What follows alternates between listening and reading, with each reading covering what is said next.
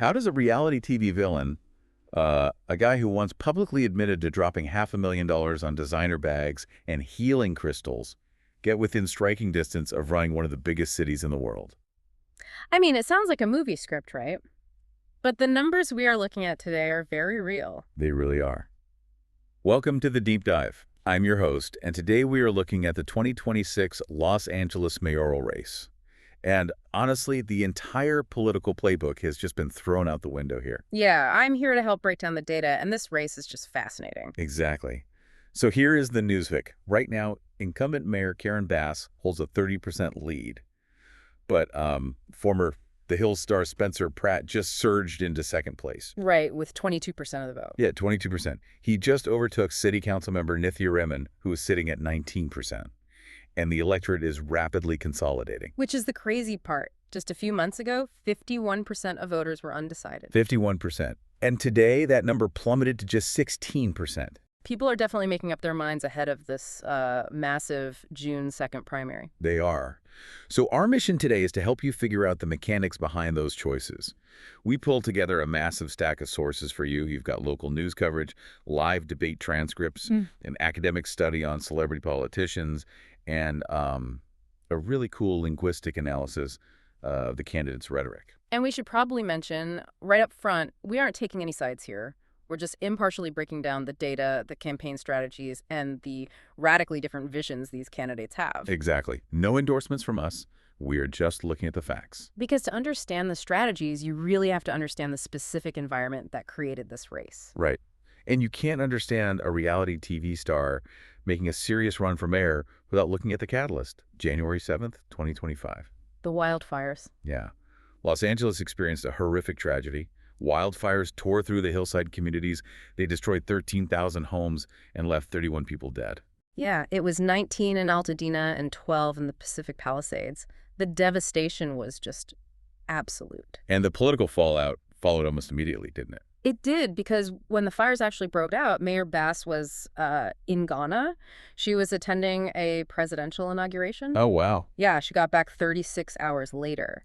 But in modern politics, I mean, a 36-hour gap during an emergency is a lifetime. The narrative that she was literally absent took hold instantly. And it wasn't just her absence, right? There was an operational failure leading up to it. Yes. And this is where policy decisions directly impacted the disaster. Just weeks prior, LAFD chief Kristen Crowley warned that a $7 million cut to the fire department's overtime budget was going to severely limit emergency responses. And then the fires hit. Exactly. Slower response times became a deadly reality. Bass ended up firing Crowley afterward, but the damage to the administration's reputation was done. Which sets the stage perfectly for a challenger. And, I mean, the irony here is thick. Pratt is famous for highly manufactured, scripted drama on MTV. But his entry into politics was driven by this very real tragedy. Yeah, he lost his own childhood home in the Palisades to that exact fire. Right. Okay, let's unpack this. Hey. Because the way he launched his campaign didn't look like anything we've seen before.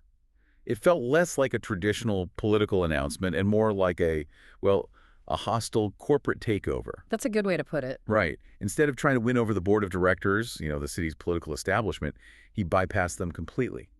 Exactly 1 year after the fires, he stood in front of an Airstream trailer on his burned-out lot, pulled out his phone, and used his 2.3 million TikTok followers to frame Mayor Bass as criminally negligent. What's fascinating here is how he weaponized the trauma of the event, but he paired it with very specific demands. Yeah, he wasn't just venting.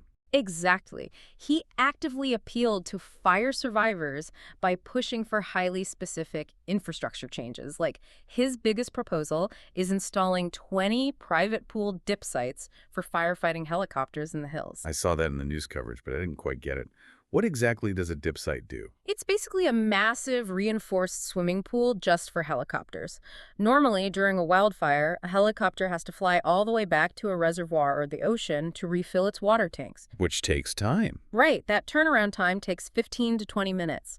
By installing these dip sites directly in the high-risk neighborhoods, you cut that turnaround time down to just 2 minutes. Oh, wow. 2 minutes. Yeah.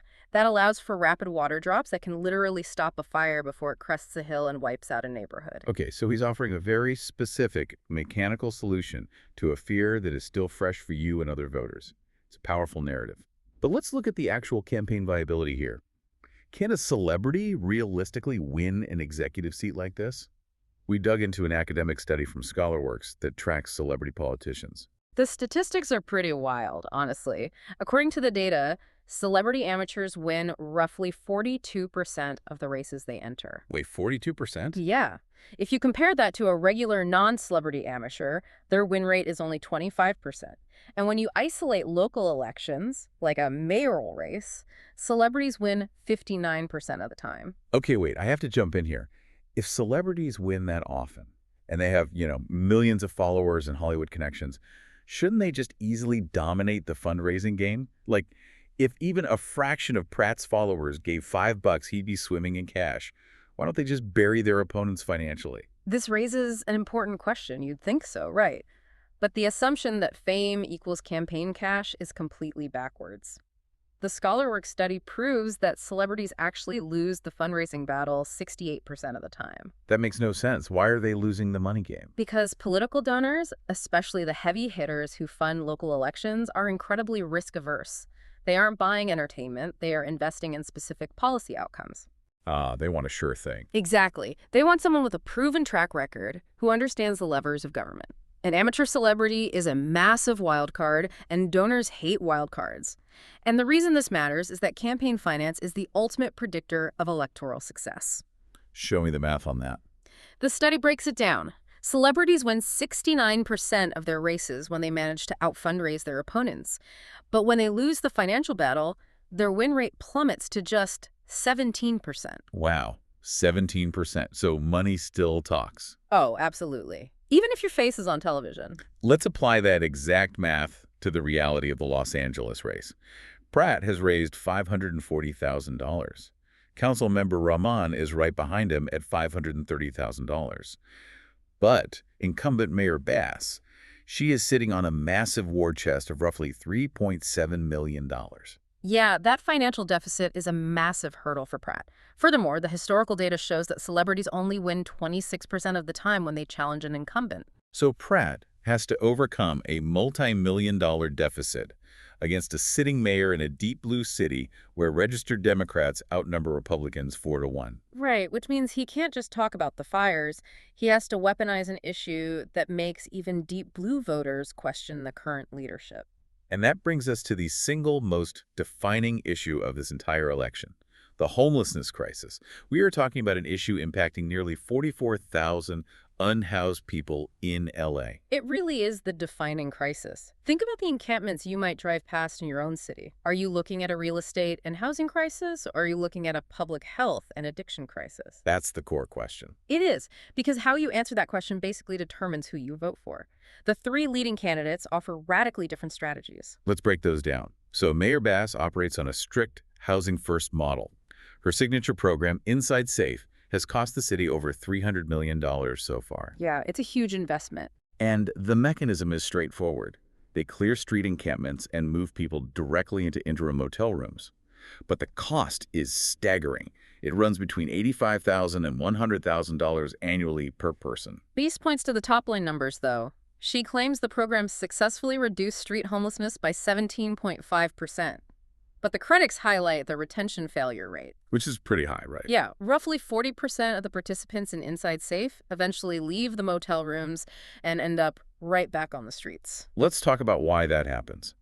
Why do 40% leave a free roof over their heads? It comes down to a lack of wraparound services. You take individuals, many of whom have severe untreated trauma or psychiatric needs, and you put them alone in an isolated motel room. Right. And there are rules. Exactly. Strict curfews, visitor restrictions.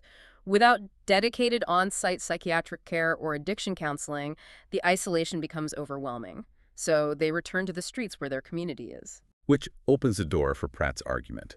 He pushes a treatment-first model, which is a radical departure. Pratt claims that 93% of the homelessness crisis is driven directly by drug addiction, specifically meth and fentanyl. So his proposed mechanism is incredibly aggressive. He wants to give encampments a 2 to 3 week warning and then initiate mass arrests. And the budget math on his proposal is sweeping. He aims to completely gut the current homelessness budget and reallocate those funds to hire 12,000 new LAPD officers to enforce these sweeps. Yeah. And then you have Councilmember Nithya Raman. She represents the wonk approach. She's the middle ground here. What's her plan? She wants to scale back the highly expensive Inside Safe motel program. Instead, she wants to focus heavily on auditing the NGOs and nonprofits that receive city funds, arguing there is zero fiscal oversight right now. Her mechanism relies on short-term rental vouchers and building modular housing. Okay, so to synthesize this, Bass is basically trying to put an incredibly expensive roof over a burning house. Pratt wants to hook up a high-pressure fire hose to the hydrant and just blast the entire neighborhood to wash it out. And Rahman wants to sit down at a desk and rigorously audit the fire department's budget to figure out where the water went in the first place. That perfectly captures the three philosophies. And you can see these exact strategies dictating how they interact on the debate stage. We analyzed the transcripts from the recent NBC4 debate, and a very clear tactical dynamic emerged. Oh, I saw this too. Bass and Pratt relentlessly attacked Rahman while almost entirely ignoring each other. Exactly. That stood out to me. Like, if you are Pratt, Bass is the incumbent you need to unseat. If you are Bass, Pratt is the noisy challenger right behind you. Why on earth are they ignoring each other to attack the person in third place? It comes down to the mechanics of a jungle primary.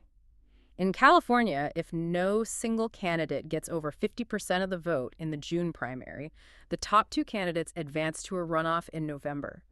Bass and Pratt both firmly believe they can destroy each other in a head-to-head November runoff. Oh, I see. Let me guess the logic. Bass assumes a Republican reality TV star is an easy target to defeat in a massively Democratic city come November. You got it. And Pratt assumes that an incumbent tied to a massive, ongoing homelessness crisis is incredibly vulnerable to an outsider promising sweeping changes. So they are silently cooperating right now. Basically, they are both firing at Raman to ensure she doesn't accidentally grab one of those top two spots and ruin their head-to-head matchup. That is just ruthless political strategy, and it transitions perfectly into how these candidates are actively communicating their visions to the electorate. There is a fascinating linguistic analysis from an outlet called The District, which ran 58 hours of the candidates' speeches through an AI program. The methodology they used is really interesting. They aren't just looking at the topics. They are scoring the candidates' specific word choices on a polarity scale to measure sentiment and arousal. Like how positive or negative they are. Exactly. It tracks how positive or negative the candidate sounds and how emotionally charged the delivery is. And the results paint three completely different pictures. Karen Bass registers as a warm, set-piece speaker with a positive score of plus 0.35. She sounds exactly like a sitting mayor. When she speaks, it feels like she's standing behind a podium, delivering a controlled state-of-the-city address. Nithya Raman registers as cool and highly policy-driven. Her score is a neutral plus 0.02. She speaks like an urban planner, rationally explaining a new zoning project. But Spencer Pratt completely breaks the algorithm. He is the massive outlier. He registers as highly aroused and deeply negative, scoring a negative 0.27. The linguistic analysis found a staggering metric. In 70% of his total speech, he is actively arguing against the city's current state. He is running an entirely grievance-based campaign, and his media strategy reflects that negativity perfectly. Right. And here's where it gets really interesting. Pratt's media strategy is wild. He recently shared an AI-generated video on his social media platforms that went completely viral. It depicted him literally as Batman, swooping down to save Los Angeles from Mayor Bass, who was digitally dressed as the Joker. It's designed specifically for the TikTok algorithm. It generates immediate outrage, shares, and engagement. But that strategy carries a massive amount of political baggage when you are trying to convince voters to hand you the keys to a major metropolis. Yeah, let's talk about the baggage. Because before he decided to run for mayor, Pratt released a tell-all memoir. In it, he openly admitted to spending $1 million on healing crystals, $300,000 on ammunition, and $500,000 on designer bags. Which loops us right back to why the political donors won't give him money. That background is a massive political liability. You cannot easily present yourself as a serious, steady chief executive when your own book paints you as reckless and impulsive. That's a tough sell. It is. Plus, he struggles immensely to shake the Magier Republican label.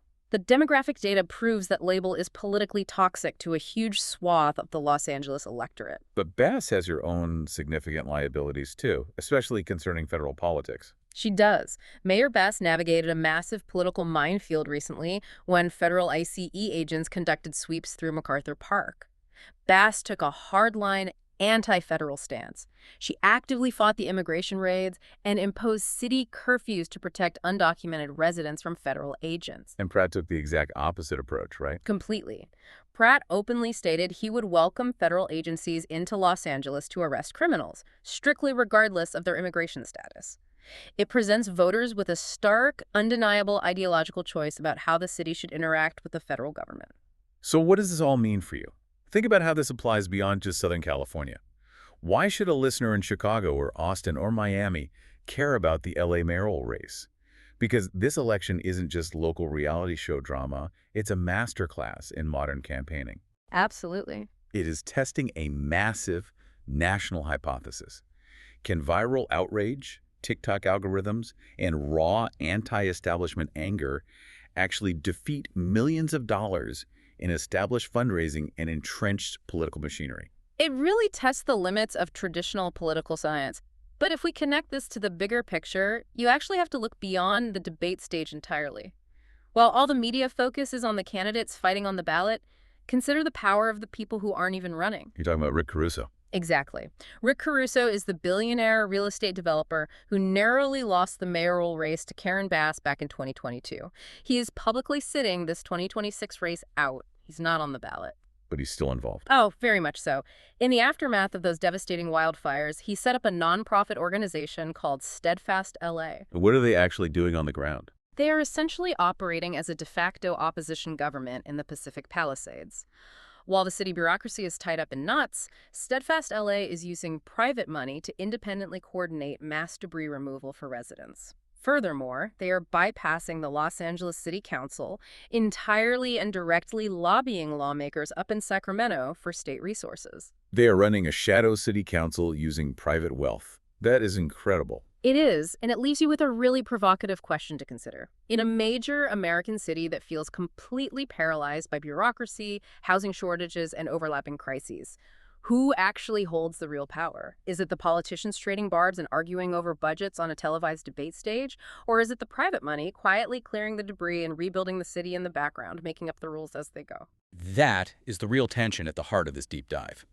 Because whether you are a deep blue metropolis leaning on a traditional incumbent or a frustrated electorate looking for a reality TV villain to flip the script, you eventually have to face the real-world consequences.